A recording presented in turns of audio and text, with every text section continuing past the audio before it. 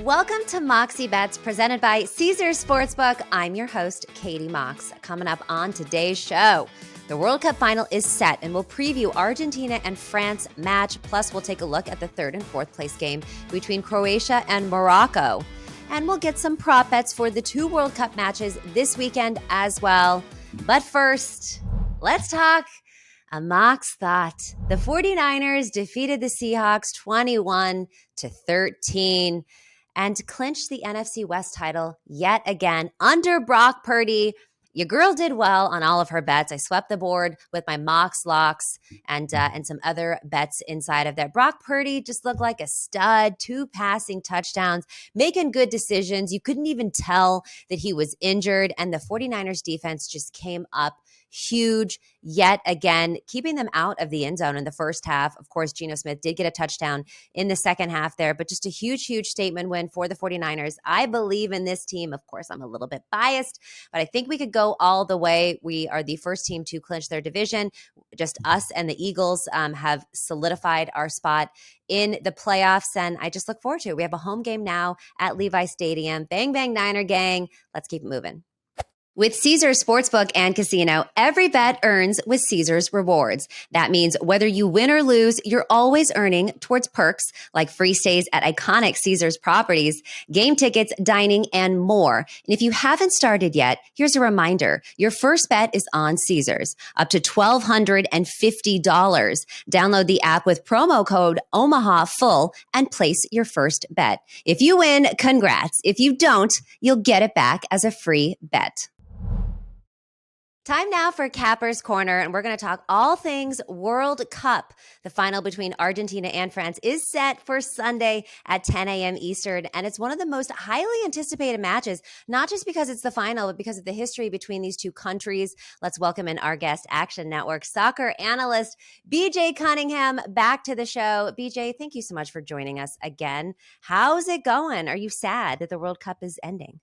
Yeah, I mean, I'm very sad, but one of the benefits of FIFA putting this thing in the middle of December is the club calendar just starts right again on December 26th. So there'll be no break here in the soccer world. But yes, it is very sad to have a World Cup come to the end. It's one of the more fun tournaments, really, in all of sports. So, but we have an outstanding final here between Lionel Messi and Kylian Mbappe.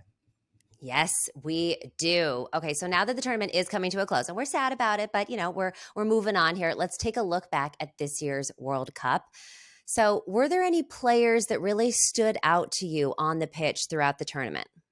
Well, I mean, it's obviously Lionel Messi basically turning back the clock. I mean, at age 35, he carried this Argentina team on his back all the way here to the final. And that's something he did in 2014 as well. But his ability on the ball to create, to draw in defenders and create space for his teammates has just been incredible. I mean, he's obviously been doing it for so long, and I don't know why any of us are even surprised right now. But he has obviously been the best player of this tournament. On the flip side of that, France, they've had a couple. I mean, Mbappe is obviously, he's got 5 goals. He's been incredible. But Antoine Griezmann has been really turned back the clock as well. He's 31. He hasn't had a really good season for Atletico Madrid, but somehow in a French shirt, he turns it to another level and has been their best creator, been their best midfielder. So those 3 guys have really impressed me throughout this World Cup. I'm sad. I was a big English fan throughout this World Cup. I'm sad to see them go out. They obviously had a ton of great players, and they got knocked out by France. And we've had a couple really good underdog stories in Croatia and Morocco, who have really come together as teams and really gotten deep into this tournament through great defensive play. And a little bit of luck, but obviously their luck ran out, and now we have 2 of the best players in the world going at it for a World Cup final.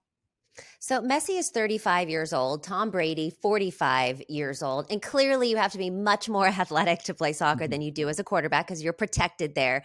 Would you say that Messi is kind of like the Tom Brady of the soccer world doing this at 35? I mean, yeah, you could say that. I mean, this is probably going to be his last World Cup. I don't see him coming back at age 39 to play in their next World Cup, but yeah, I mean, he's doing a lot of different things at age 35 than when he was in his 20s. He's not running as much, but his attacking positioning, the way he's able to come get on the ball and create for others rather than just being this type of, number 9 that just receives the ball, tries to get in behind defenders. It's been incredible to watch. And, obviously he had the crazy run against Croatia to set up Julian Alvarez for the second goal. But yeah, I mean, he's just doing different things at age 35, similar to how Tom Brady is. at age 45. It's, you obviously lose a little bit of pace, a little bit of stamina, but your attacking presence, your ability on the ball doesn't go with you. So he's been incredible. I mean, and again, I don't know why we're surprised at this point, but I mean, he's just done a lot of different things that make him, and this is the last trophy he needs. He's won every trophy at the club level. He's won Copa America for Argentina. The World Cup trophy is his last to cement his legacy as the greatest ever. So let's talk tournament standouts. There were quite a few upsets throughout the tournament, with Japan beating Germany and Spain in group play to win Group E. Argentina falling in their first match to Saudi Arabia 2-1. And now in the final, top prospects like Mexico, Uruguay, and Germany not even reaching the knockout stages. The young United States squad, leaving it all on the line against Iran in group play, and then later, of course, falling to the Dutch. Morocco becoming the first African country to make the semifinal and defeating soccer giants like Spain and Portugal to get there. This tournament has certainly been one for the books. BJ, which countries really stood out to you and why? I think it has to be Morocco. Obviously, like you said, the first African nation to reach the semifinals, and the way they were able to do it. So Morocco is a very interesting story. So in about 2008, they had a big time investment in their soccer academy because a lot of their players, were leaving to go play for other countries. And really what they did is, you're seeing the effects of that now later on with guys like Achraf Hakimi, who plays for PSG, Soufiane Boufal plays for Angers in France, and Nasseri plays for Sevilla. All of Morocco's players play in some of the top clubs across Europe. So coming to this World Cup, they were not going to be afraid when they had to play the Spains and the Portugals of the world, because they play those players on a regular basis throughout the club season. So Morocco was really one of the more talented teams coming out of Africa, and it just goes to show you that the African continent is getting a lot of talent staying in their own countries. Because what happens a lot with African countries is that they go play for France or whoever, because obviously unfortunately a lot of times their families have to move to different countries for conflicts or whatever reason to find a better life. But a lot of those players are actually staying in their countries, playing for their national teams, staying for their roots. So it's really nice to see the continent of Africa get its shine like it's been due, like it's just been building for quite a while. So Morocco's been the more impressive team. The way they're able to play defensively, stay compact, keep teams like Spain and Portugal under one expected goal has been really, really nice to see. And Croatia, I don't want to call it lucky what they did. What they did is they just got every single match to extra time. They won on penalties. It's what they did during the last World Cup. So I've said many times, it seems like they have alligator blood. You just can't kill them. So they've been, an impressive story as well. Japan, pulling off two of the biggest upsets at this World Cup, beating both Spain and Germany as giant killers, was really, really fun and impressive to see. Really what it comes down to is that soccer is not just a European or a South American type of sport, that teams from Asia, CONCACAF, and Africa can really compete with these teams at the world level, because their players are now playing in some of the top leagues across Europe. And that just bodes well for the entire world. And as we go to the 2026 World Cup for US, for Canada, for Mexico, for any other nations' chances to finally bring home a World Cup, not in South America or Europe. Well, you just led me to my next question. So the World Cup does come to North America, which we're very excited about here stateside. What do you see from some of these other countries in 2026? Do you think that they're going to have even a bigger presence and go further?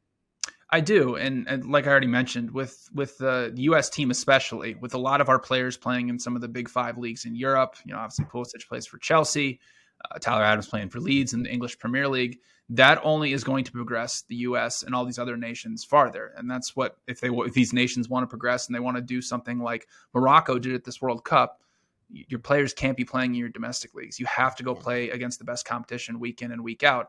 And that's what we really saw at this World Cup as opposed to the 2018 or the 2014 World Cup, is that we've seen more upsets here than in years past, because the level of play has gotten even closer between all of those continents. So, obviously a team from Europe or South America has won the World Cup every single time. But we could have a chance here in the United States. I hope it's the U.S. when we get to this point, because everything's building. The United States was obviously the third youngest team at this past World Cup. So we're going to have all of our young generational talent in the primes of their career for the 2026 World Cup. So the U.S. will not have a better chance than on home soil in 2026. Oh my God, we're so excited for it here. All right, well, taking a look at Saturday's third and fourth place match between Croatia and Morocco, which we've talked about at length right now. Croatia was hoping to make their return to the World Cup final, but they fell short against Argentina in that 3-0 loss during the semifinals. Morocco became the first African country to make the semifinals of the World Cup. We've already talked about that. Really a huge surprise with a lot of upsets along the way, like defeating Spain in the round of 16 and penalty kicks, beating Portugal in the quarterfinals. But then, of course, they fell short to the French, losing 2-0 there. It'll be a rematch between the two winners of Group F after going 0-0 in a tie earlier in the tournament. As they look to clinch some hardware for their countries, if we look at this, okay, Croatia moneyline plus 125, a tie plus 240, Morocco plus 210, total goals 2.5 for the over. That's at minus 110. The under, minus 120. Both teams to score. This is one that I like. I just like everyone to have fun. Yes, minus 130. No, plus 100. What are you thinking? Yeah, I like what you just mentioned there, that prop bet, both teams to score. I like no at even money. So you already mentioned this was a 0-0 draw to start off the World Cup. There was a whole lot of nothing happening in that match. It was at 5 a.m. Eastern time. I'm not sure many people watched it, but there was only a total of 0.9 expected goals created, only 29 touches in the penalty box between the two teams, and just 5 shots as well in the penalty box between the two. And I think the game script is going to be very similar to that first match. I think what you're seeing here for a total and both teams to score, it's inflated because it's a third place match. It doesn't really matter. These teams are going to play more open. But Morocco especially has been very, very compact defensively, and they're down a bunch of center backs. So it's very, very difficult for me to see how Morocco is going to come out of that defensive shell that they've been in throughout this entire tournament and play more open against Croatia. Like what they did in that match and what they did a very poor job of is their build-up play. They turned the ball over way too many times in their own end, and actually it was how Croatia created their best chance of the match. But the thing with Morocco is they played very well against France. Like they did a lot of good ball progression through the middle of the pitch. They pulled France out of position a lot of times. Croatia's not France in terms of their defensive structure. They play a mid block. They do like to press out of that mid block. They're going to put a lot of pressure on the Moroccan back line when they are in possession of the ball. And in that first match, what happened is Morocco had to play a ton of long balls up the pitch to a lot of varied success. They had to play the ball out wide a ton of times. 25 of their 26 final third entries came from the wide areas. So Croatia is going to be able to keep Morocco out of the middle of the pitch. So they're not going to have the success that they were able to have against France. And the flip side of that, Morocco have been the kings of not being able to turn final third possession into any type of scoring chance. Outside of the match against Canada, they've lived in the opponent's final third. I mean, they held 60% possession against Argentina, and they did absolutely nothing with it. Even in this match against Morocco, they had a 1.25 expected threat, and they only turned that into 0.5 expected goals. So it's been a tournament where Croatia doesn't have an out-and-out striker. Like Kramaric is a guy who needs to have a dual striker pairing like he has at Hoffenheim, and they've just struggled. Like they usually like to get the ball out wide to their wingers, but they just can't dribble by people. So if Morocco is going to stay in their defensive structure and they're going to try to go one-on-one with Morocco's fullbacks, who are very athletic and very good defenders, I find it very difficult to believe that Croatia is going to create more than they were able to in that first match. So I like both teams to score no at even money if you want to play under 2.5 goals. Minus 110, I think there's some value on there. Well, I think we're just getting an inflated total because this is a third place match. And I think the narrative is that these teams won't care, which I think they actually will care, and they will play defensive. And I think we're going to have a similar 0-0, maybe 1-0 type of match. All right, so it's a no on both teams to score at even money. Taking the under, you don't think there's going to be a whole lot of scoring. However, somebody has to score if they're going to win this thing. So let's take a look at some prop bets for anytime goal scorers. And BJ, I looked at these names between Croatia and Morocco. I'm not even going to attempt to say these names. I'm not going to disrespect anybody here. So why don't you tell me who you like for an anytime goal scorer? Yeah, if I had to play anybody, obviously I like both teams to score no. For Morocco, I would probably play Sofyan Boufal.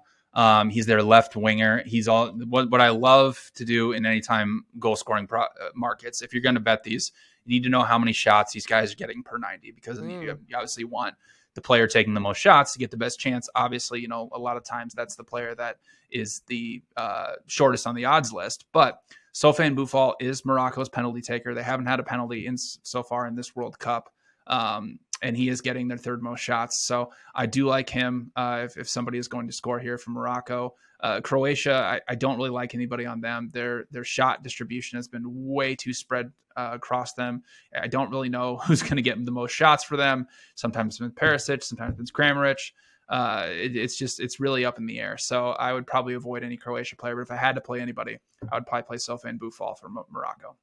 All right, I'm going to tell you on that one. I've got one more question for you. And this is maybe a bit of a stretch here, but it could be a possibility in this match when Croatia and Morocco played each other in group stages. Like we said, they tied 0-0. So it is possible that there could be extra time, as we've seen this in a few matches during the knockout stages. Croatia sent both of their knockout matches against Japan and Brazil into extra time, while Morocco only went once into extra time against Spain.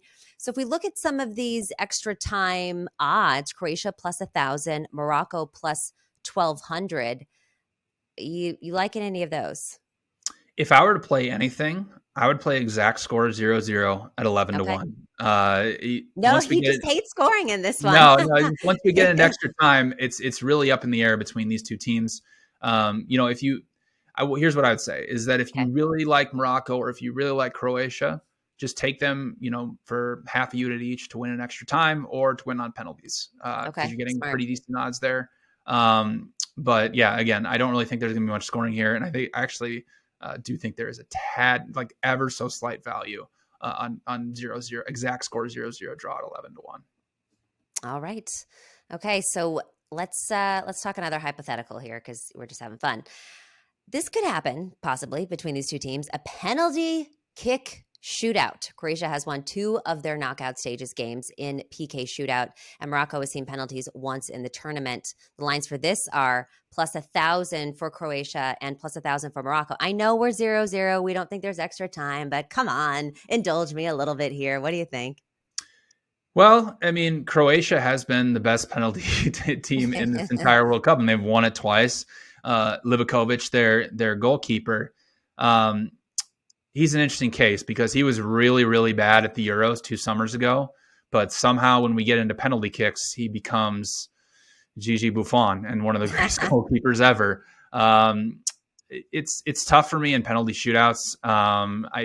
Morocco doesn't really have a lot of strikers, a lot of guys who can get on the end of those type of kicks or even take penalties as well. So it's really up in the air. If I were to take anybody, I would take Croatia at 10 to 1 just because they've proven it throughout this World Cup. And you could even get double because, a 0-0 draw is only in 90 minutes. So if you get that 11 to 1 and you want to take, you might be able to double dip there and take Croatia to win on penalties and maybe win both. All right. So okay. I love a double dip too. I mean, you can make a lot of money on that one if that happens to hit. Is there any other prop bets that you're looking at for this match? I mean, I know we're thinking no real scoring here, but is there anything else that you might dabble in? I mean, outside of, a 0-0 draw at 11 to 1 and both teams to score no, I think that's how I'd play this match. If you do like Morocco, they are sitting at 2 to 1 to win in regular time. What's interesting is, obviously this match happened in the first group stage, and Croatia was lined at minus 110. And so Morocco, as we've seen throughout this World Cup, has been a better team. So the market has adjusted for that.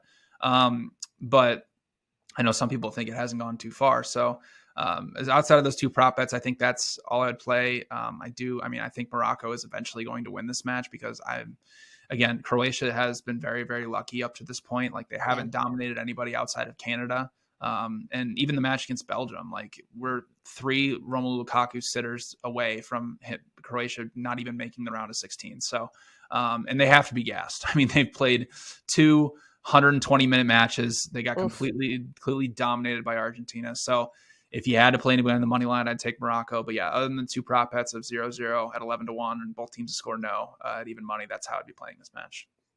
All right, well, let's move on to the final, the World Cup final. After 62 matches played over the span of a month, Paris Saint-Germain teammates Messi and Mbappe square off this Sunday as Argentina takes on France for the World Cup title. Argentina had a rocky start after losing their opening match to Saudi Arabia, which was just wild in an early tournament upset. However, Argentina regrouped, and the Messi magic would lead Argentina to their potential 3rd title. It also might be the last time, as we said, that the The 35-year-old forward, Messi, of course, will be playing in this, and he's going to be looking to end his career on top. France has made a second consecutive World Cup final appearance since winning it all in 2018. If France does win on Sunday, they'll be the first country to win back-to-back titles in 60 years.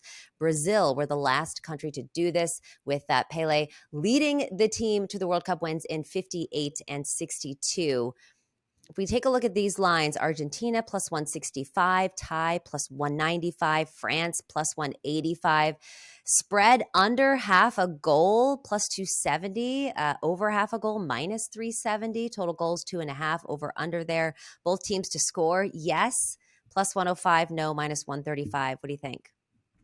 I like the over in this match. I think what we're getting Hey, is we like goals in this one, I do like BJ. goals in this one. I think this is a very deflated total because it is a World Cup final, because I think the narrative is obviously these teams are going to be very conservative.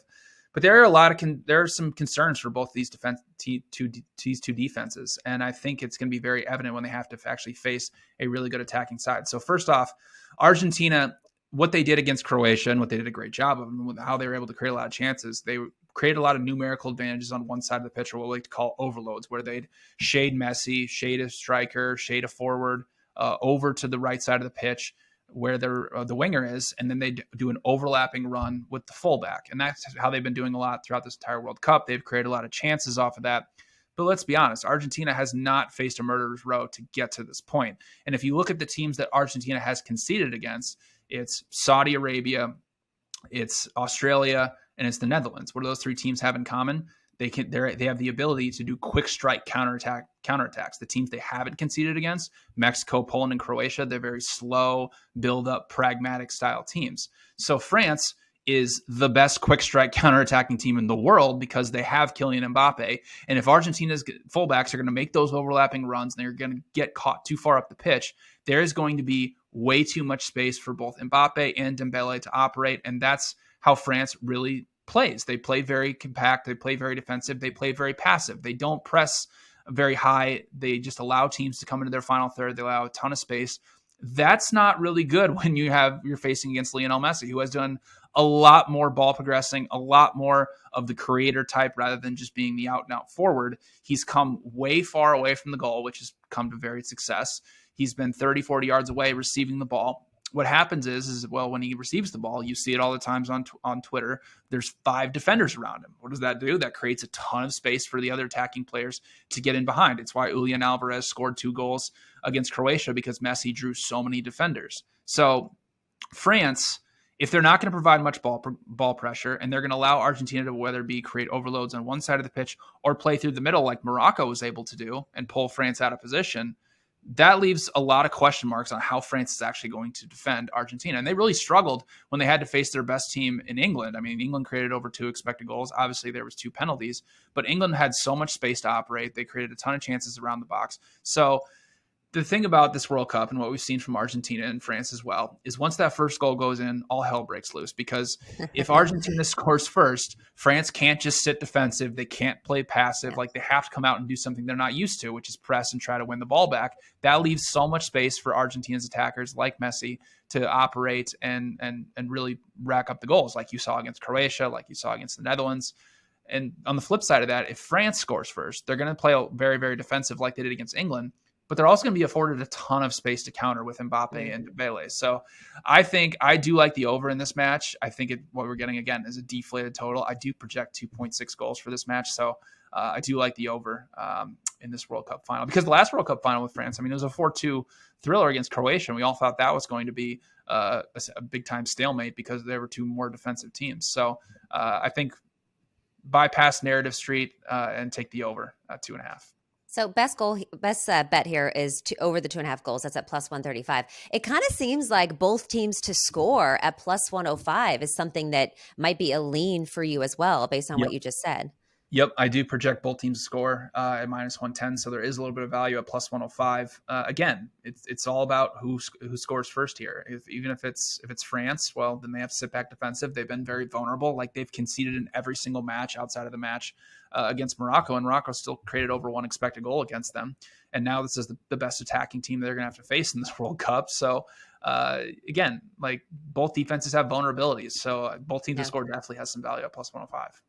Okay, so as far as best bets, you're attacking the total on this one.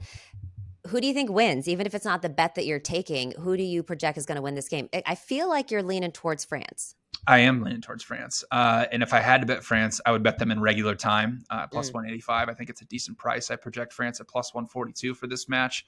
Um, like I already mentioned, like Argentina has not played a murderer's row to get here. The best team they faced has been the Netherlands, and the Netherlands was threatening their penalty area all match long. And Argentina really did nothing offensively outside of the Lionel Messi penalty.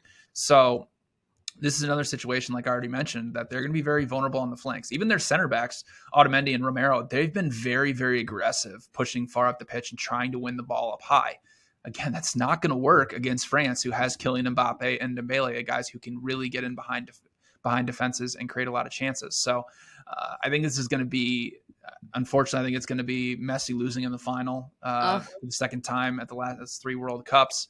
And in France, in general, they don't really have the pressure on them. Like they won the 2018 World Cup. If you watch all the clips out of the French camp, like they're just having fun. Like they already yeah. know that like they have no pressure on them. Even if they lose this, it is what it is. Like again, they've already won. This is their coach's last match. Like again, like they have so much attacking and talent that Argentina has not seen in this World Cup. So I do like the French at plus 185. I do think that they should. Like, they when the first odds came out, France was a minus 120 to lift the trophy. And now suddenly Argentina is getting a lot of money because I think it's narrative street for Lionel Messi. But the reality is the French have more talent than this Argentinian team.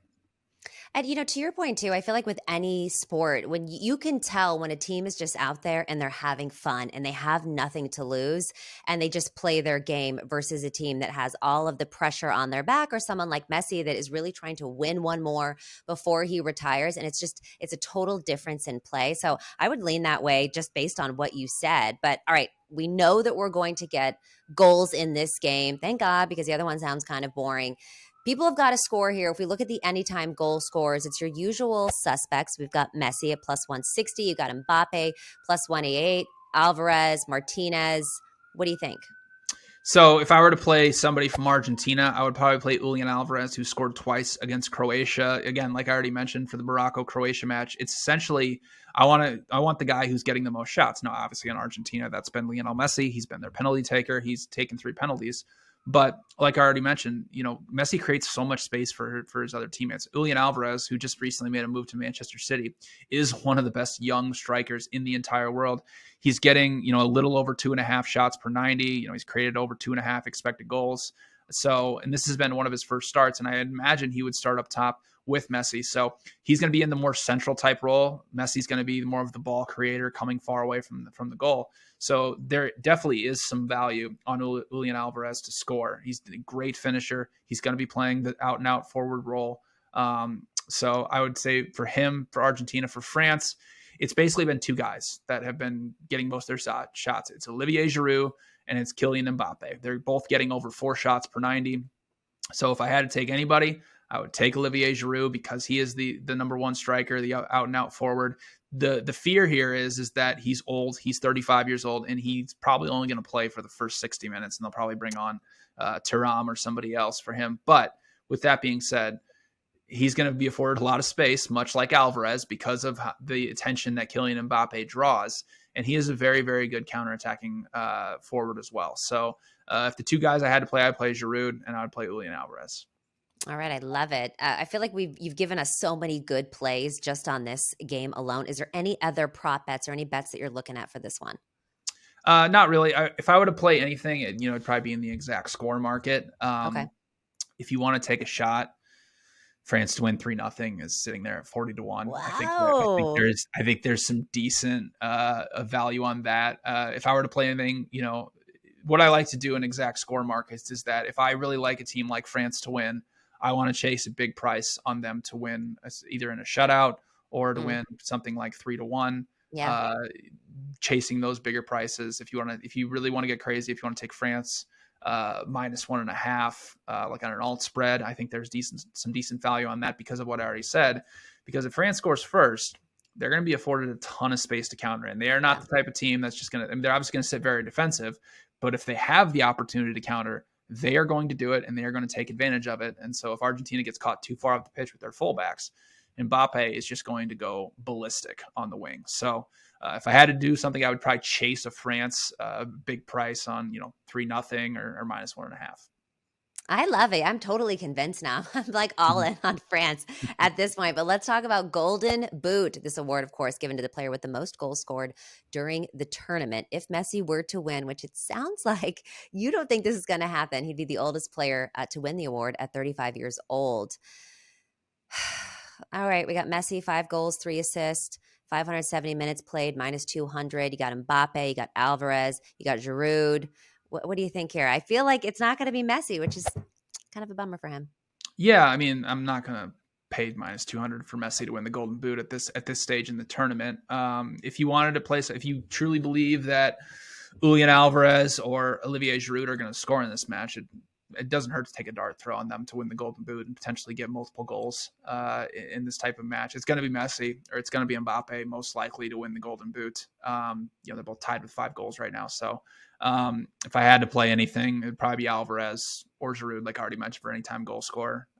If they can potentially score 2 goals and overtake maybe Messi or Mbappe, but it's always very difficult to overtake Messi because he's Argentina's penalty taker. And he's 5 of his 3 goals came off of penalties. So Argentina's been a tad fortunate with penalties throughout this World Cup too. They've gotten 4 in 6 matches, which is more than any other team. So we'll see. But yeah, again, if I'm betting anytime goal scorer Golden Boot, I want the guy who's taking the penalties. But in this case, if I want to take a shot, it's probably Giroud or Alvarez, like I already mentioned, anytime goal scorer. Okay, I love that. So there's always the biggest debate in sports about like who is the GOAT. It's, versus LeBron versus Kobe versus Michael Jordan or Tom Brady versus, Joe Montana, although Tom Brady I think has surpassed him at this point. And then there's Ronaldo versus Messi, and soccer fans going back and forth about who is the greatest of all time. What do you think? It's Messi. I mean, I don't really think there's really that much of a debate. I think you're seeing at this World Cup the reason why. They're obviously Ronaldo's 2 years older than Messi, and he is completely cooked at age 37. Like he has been completely unproductive for Manchester United. He was very unproductive for Portugal in this World Cup, and it was actually a benefit for them to bench him. Messi, he's done everything at the club level, even throughout. He's won more Champions Leagues than Ronaldo. He's won more La Liga titles. So, it's both of them are obviously incredible players. But if I had to choose anybody, I mean, it's Messi just because of his ability as a ball creator. Like Ronaldo's an incredible attacking player. Like he's really good at getting in behind people. But Messi is so good at every single aspect of being a forward and being an attacking player. Whereas Ronaldo, while he's great on the ball and he's great dribbling and he's got cool free kicks and great hair and everything, I mean, Messi does everything as a forward that you'd want, and that's why he's the greatest of all time. So this is a novice question from me because I'm not as well versed in soccer or football. But when I was growing up, it was all about David Beckham. Mm-hmm. And so at what point did Lionel Messi or Ronaldo surpass David Beckham? Well, it's just as time went on. I mean, David Beckham, he's one of the best midfielders of all time. But generally, when we're talking about greatest of all time, with football, we talk about quarterbacks. Well, in soccer, we want to talk about forwards, guys who actually score goals and win matches. Now, guys like Zidane and Kaká and Beckham are, some of the greatest midfielders of all time. But we really want to be the greatest of all time. You need the goals. I hate to say it's got to probably be a forward, similar to a quarterback. Like, if you want to be the greatest of all time, like, you got to be the guy who's throwing touchdown passes. So that's why you see guys like, the discussion, whether it be Maradona, Pele, Messi, Ronaldo, it's all forwards when they try to discuss the greatest of all time. Okay, that makes total sense. BJ, thank you so much for coming on today. You've given us so many sharp plays, such great analysis. You can catch him on Action Network. Talk about your podcast, where to find you on social so that people can get your great plays. Because like you said, the other leagues are starting back up again. Right. So you can find our podcast, Wonder Goal, wherever you get your podcast. We'll be live 5 p.m. Eastern time on Friday night for the World Cup final, breaking down that and the third place match. Again, like you already mentioned, the Premier League season starts again on December 26th, Boxing Day in England. So we will have a an episode breaking down every single Premier League match. We also cover all the other 4 leagues, Champions League, Europa League, throughout the rest of the season. It's usually 2 times a week, depending on if they're midweek matches or not. But yeah, you can catch us wherever you get your podcast. Wonder Goal.